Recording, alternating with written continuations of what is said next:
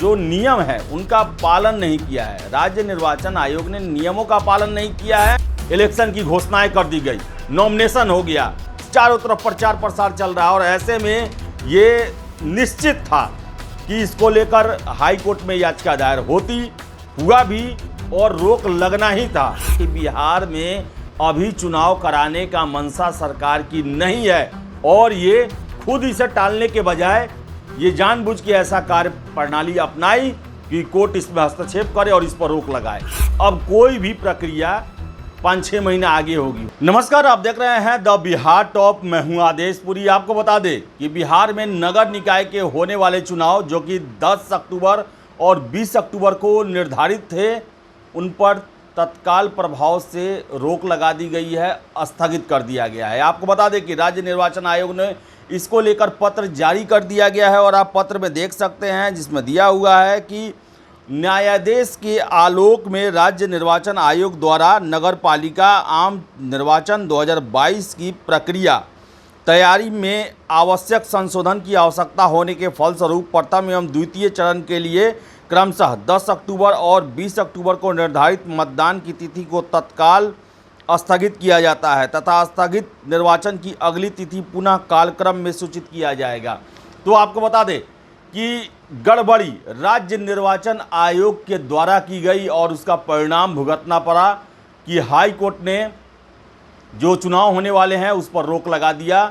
और आपको बता दें कि ये गड़बड़ी थी ओबीसी में रिजर्वेशन को लेकर। आपको बताएं कि सुप्रीम कोर्ट ने 2010 में ही इसको लेकर एक आदेश सभी राज्यों के नगर निकाय को दे दिया था कि आपको ओबीसी में आरक्षण के लिए एक आयोग का गठन करना पड़ेगा और उसके रिकमेंडेशन के आधार पर आपको सीटों को आरक्षित करना पड़ेगा। लेकिन बिहार सरकार और कहें तो बिहार का जो राज्य निर्वाचन आयोग है, लगभग फरवरी से ये खबरें चल रही थी कि आखिर आयोग का गठन कब किया जाएगा और कब उसके द्वारा अनुशंसाएं आएंगी जिसके आधार पर कौन सी सीटें और कितनी सीटें जो हैं वो आरक्षित होगी, इसको ध्यान में रखना था। इसके साथ साथ आपको बताएं कि सुप्रीम कोर्ट ने साफ कह रखा था कि आप किसी भी हालत में आरक्षण को 50% से अधिक नहीं कर सकते।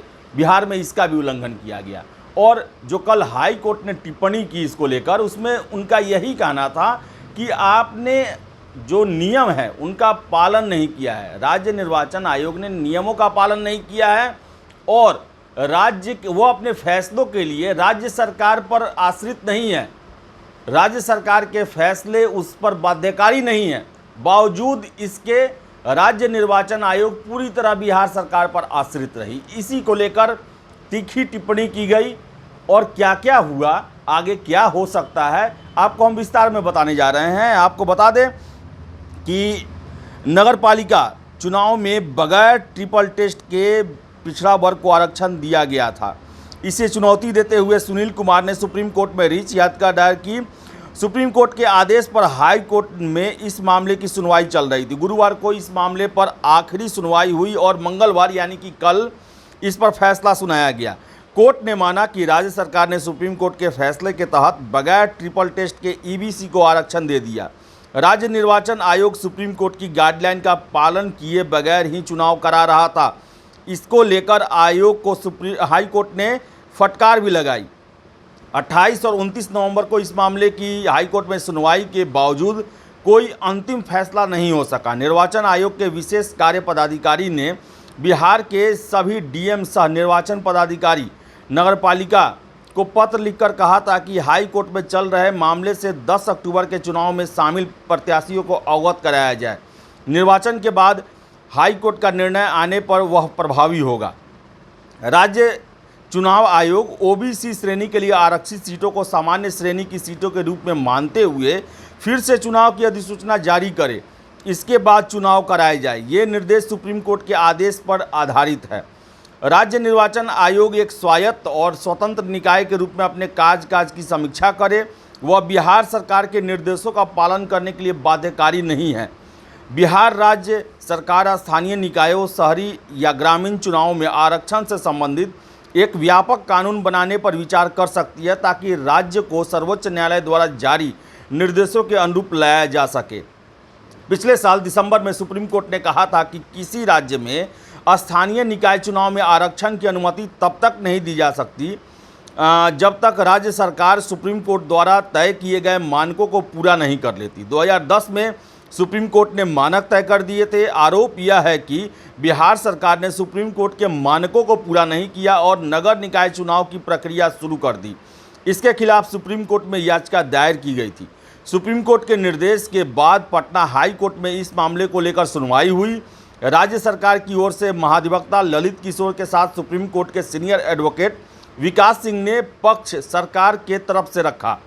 बिहार सरकार ने कोर्ट में कहा कि चुनाव कराने का फैसला सही है। वही याचिका दायर करने वालों की ओर से बहस करने वाले वकीलों का कहना है कि बिहार सरकार ने गलत फैसला लिया है। नगर निकाय चुनाव में आरक्षण में सुप्रीम कोर्ट के फैसले की अनदेखी की गई है। सुप्रीम कोर्ट की तरफ से अपने फैसले में कहा गया था कि स्थानीय निकाय चुनाव में पिछड़े वर्ग को आरक्षण देने के लिए राज्य सरकार को पहले एक विशेष आयोग का गठन सुनिश्चित करना होगा। सरकार की ओर से गठित आयोग इस बात का अध्ययन करे कि कौन सा वर्ग वाकई में पिछड़ा है। आयोग की रिपोर्ट के आधार पर उन्हें आरक्षण देना तय किया जाए। सुप्रीम कोर्ट ने यह भी कहा था कि आरक्षण की सीमा 50% से ज़्यादा नहीं होनी चाहिए। सुप्रीम कोर्ट ने कहा था कि अगर राज्य सरकारें इन शर्तों को पूरा नहीं करती है, तब अगर किसी राज्य में स्थानीय निकाय चुनाव होता है तो पिछड़े वर्ग के सीटों के लिए रिजर्व सीट को भी सामान्य माना जाएगा। चुनाव से पहले आयोग का गठन नहीं किया गया।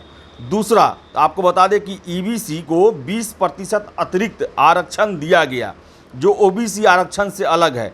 इसके बाद आरक्षण की 50% की सीमा अलग हो गई। तो ये गलतियां जो हैं वो बिहार के राज्य निर्वाचन आयोग के द्वारा किया गया। अब क्या विकल्प आगे बनता है उस पर भी हम चर्चा कर लें। अब चुनाव आयोग और सरकार के पास दो ही विकल्प बचते हैं। जिन सीटों पर पिछड़ा वर्ग को आरक्षण दिया गया है उन सभी सीटों को सामान्य सीट करते हुए फिर से नोटिफिकेशन जारी कर चुनाव की अगली तिथि जारी करे, या फिर हाई कोर्ट के फैसले के खिलाफ सुप्रीम कोर्ट जाएं। यानी दोनों ही स्थिति में तत्काल चुनाव नहीं हो सकता है और यही कारण है कि चुनाव के डेट को आगे टालना पड़ा। हाई कोर्ट के फैसले के बाद जल्द ही राज्य निर्वाचन आयोग की ओर से सभी डीएम को पत्र जारी किया जा सकता है।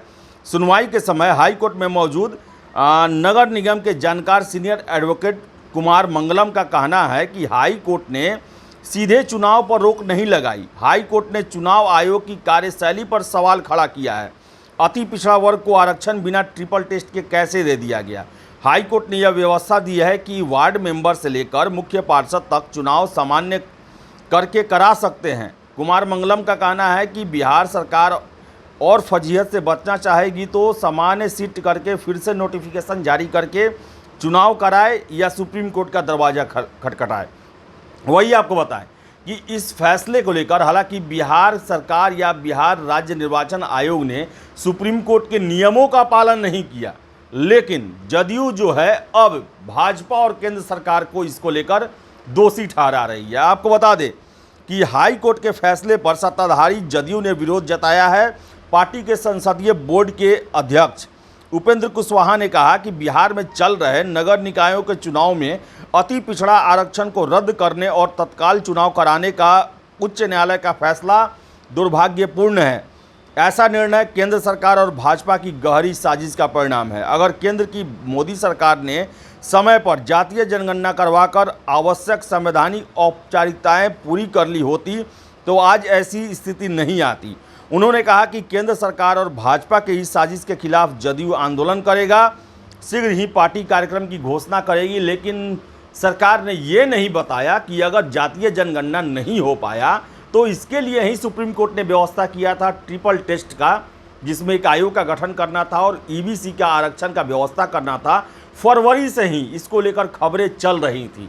जब भी नगर निगम चुनाव को लेकर बातें चलती थी उसमें सबसे बड़ा व्यवधान एक यही था कि वो ईबीसी आरक्षण को लेकर जो सुप्रीम कोर्ट का गाइडलाइन है उसे पूरा नहीं किया गया था। बतौर इसके इलेक्शन की घोषणाएं कर दी गई, नॉमिनेशन हो गया, चारों तरफ प्रचार प्रसार चल रहा और ऐसे में ये निश्चित था कि इसको लेकर हाई कोर्ट में याचिका दायर होती, हुआ भी और रोक लगना ही था, लगा ही।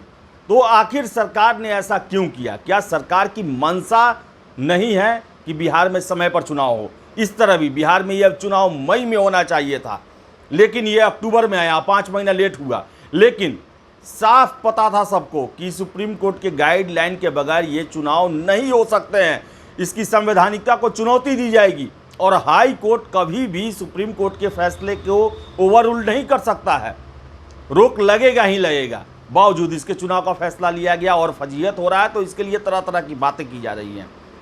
तो सरकार को समय रहते ये फैसला लेना चाहिए था। और जो मंशा है, जिस तरह राज्य निर्वाचन आयोग एक स्वायत्त संस्था है और वो बिहार सरकार पर निर्भर हो गई है, आश्रित हो गई है, जिसको लेकर हाई कोर्ट ने कड़ी टिप्पणी भी की है, उससे यही साफ जाहिर होता है कि बिहार में अभी चुनाव कराने का मंशा सरकार की नहीं है और ये खुद इसे टालने के बजाय ये जानबूझ के ऐसा कार्य प्रणाली अपनाई कि कोर्ट इसमें हस्तक्षेप करे और इस पर रोक लगाए। वैसा ही हुआ। तो ले देकर यही कहें तो बिहार में नगर निकाय चुनाव पर अब प्रश्न चिन्ह लग गया। अब कब नोटिफिकेशन आएगा, क्या बैठक होगी? जो मुझे लग रहा है, जो मैं अभी तक बिहार के राज्य निर्वाचन आयोग की कार्य प्रणाली और चुनाव को लेकर उनके संवेदनशीलता को देख रहा हूं, तो मुझे लग रहा है कि चुनाव 5-6 महीने आगे के लिए टल गया। अब कोई भी प्रक्रिया 5-6 महीने आगे होगी। हो सकता है कि इसमें सरकार कोई नया नियम लाए, नए सिरे से इसके लिए एक मानदंड बनाए जाएं। तो ले देकर यही है कि बिहार में नगर निकाय चुनाव को लेकर जितने भी प्रत्याशी थे, नॉमिनेशन कर चुके थे, प्रचार प्रसार पूरे अपने जोरों पर था, सब पर विराम लग गया।